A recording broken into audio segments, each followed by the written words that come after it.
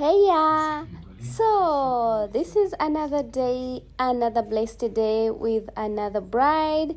I am so thankful. Thank you, Lord, for this bride Teddy. So guys, before we go any further, can you please subscribe to my channel, like, comment and share? That would be so important. So of course, I won't even delay this any further. We are going to jump into the makeup routine and everything I do before makeup. So right now I'm starting off with cleansing my bride's face. You know, we need to cleanse that face because we don't know what she put in the morning, or even if we know, even if she washed her face, we need to cleanse it again because a good makeup requires a good cleansing. So next, of course, I have to whiten those eyes. So of course I jump in with my Oculus and put it right in her eyes. Next, I'm getting this little razor blade and then I'm shaping her eyebrows. Guys, never start drawing an eyebrow if it's non-shaped. It will not give you the shape that you really need, and we need these eyebrows snatched. Like, that's the mother of makeup, like literally. And of course, next I get my brow hold because I need these brow hairs in one place. I don't want them to go anywhere, stand up, sit down, no. So I get this, hold them down. As you can see, I'm using this eyebrow brush to hold them down. I've forgotten the name of this brow hold, but I'll make sure I remember next time. So next, I'm getting the loose powder because I need to mattify the area since we are going to draw with a pencil. And I'm using the Davis pencil, and this time around I'm using it in black because my bride's skin complexion is a little darker, so I need something that will be even darker than her skin complexion. That's why I used a black pencil. So I slowly take my time and draw around her brows because I want to follow the brow as it goes. You know, she has a very shaped brows. I didn't need to draw more lines. I just had to follow her natural eyebrows. As you can see, I'm trying to see if it's matching. You know me, when it comes to brows, I love doing my brows perfect. So I make sure that I give it time. I don't rush because, you know, like I said, it's the mother of makeup, you know. Oh my God, look at that. I mean, I'm not trying to blow my own trumpet, but look at the brows. Oh my God, I'm so in love with my technique. I am so in love with my hand. What should I say? I love the way the brow turned out. It's so natural, so beautiful, and they're balanced. Oh my God. Okay, so I get my Blossom makeup. This time I did not use LA. I use Blossom makeup concealer, and it's really so beautiful. It's 2 shades lighter than her skin tone. Like I always say, when it comes to to concealing the brows, you need to use a concealer that is 2 shades lighter than the person's skin tone. I mean, look at how pigmented this concealer is. I'm really in love with this concealer. I've been using LA Girl lately, but I think I'm going to start using this oftenly because, you know, it's really pigmented and it's just gorgeous. I mean, look at the coverage. I love it. This concealer is called Blossom Makeup Concealer. I have forgotten the shade is Teasing, so I'm so sorry about that. Of course, after doing all this and shaping my brows and concealing it so well, I need to make sure that everything is just perfect. So yeah, I give my brows enough time before I go to any other step. So the next step, of course, I am getting this brush and then blending the all concealer in the skin because I'm going to start the process of the eyeshadow. And of course, if you want your eyeshadow to sit for the all day, you need to give it a good base. And I'm using this same concealer to create a base because I don't want to use the eyeshadow base that I have in my kit, but I rather use this concealer because of the pigment. I'm sure my eyeshadow is going to sit in one place. So of course my bride needed to eat because she hadn't eaten. I love it when brides eat earlier, because when the makeup is done and you eat, I am going to feel bad. Makeup and food are not good friends. So we are back and I am starting off with the eyeshadow. I'm using Juvia's Place eyeshadow to create my bridal look. You know me with this palette, we are always hand in hand. So this time around I'm going to create a sultry look. I wanted some shimmer and I needed a transition that isn't too, dark, but just mild. So I'm using so much browns than the black. I hope you understand.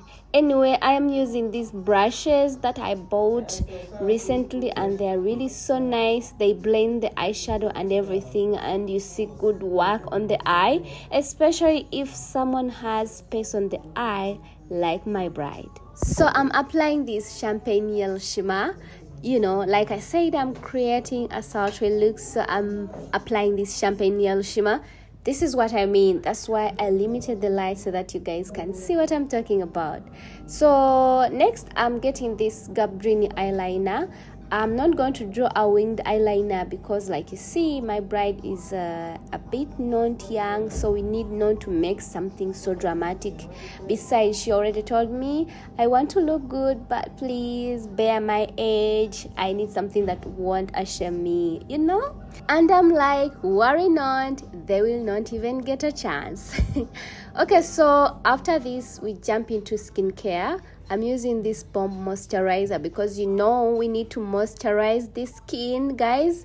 Moisturizer is so important in the skincare routine before makeup. And I'm using this bomb moisturizer. As you can see, it's even illuminating the skin and the skin already looks good.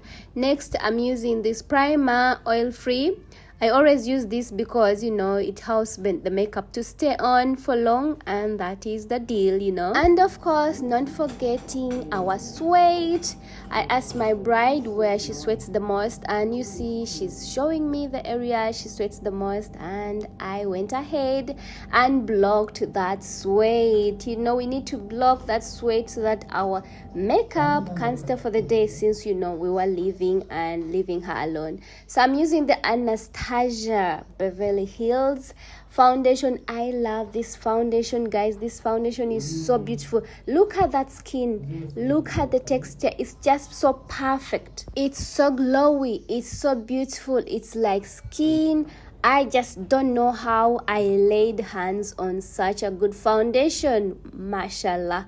Okay, so next I went in with my Blossom, of course, concealer, and I'm concealing the T-zone.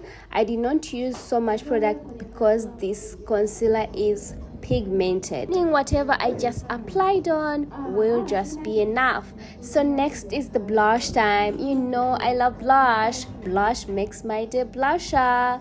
Okay, so I get this blush and then I start blending this concealer slowly. That's the T-zone. Blend it where I want it to be, not taking it in places that I don't want it to be. I just want it to be around where I am just tapping. So yeah, your blending techniques need to be really advanced when it comes to this area, because after this you need also to contour. So contouring and concealing the T-zone is something that needs a lot of professionalism. Otherwise you're going to make the whole face dark, all of it brighter. So yes, I get this adventure contour because I need to do the shadows, and this dabber is going to help me do that. I am dabbing everywhere that I have put the contour and where I need the shadows to be. I also get this blush and I start also contouring the nose because we need our nose snatched.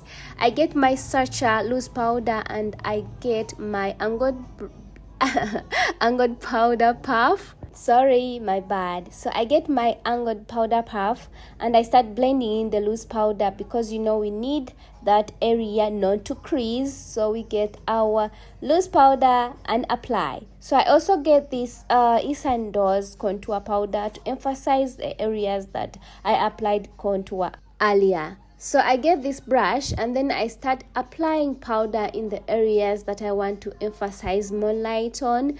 Actually, I'm using the V powder palette and I just want everything to be balanced, the light, the shadows, everything, so that it can be in sync with each other. You see the face and it's balanced. Yeah, that's what we are talking about.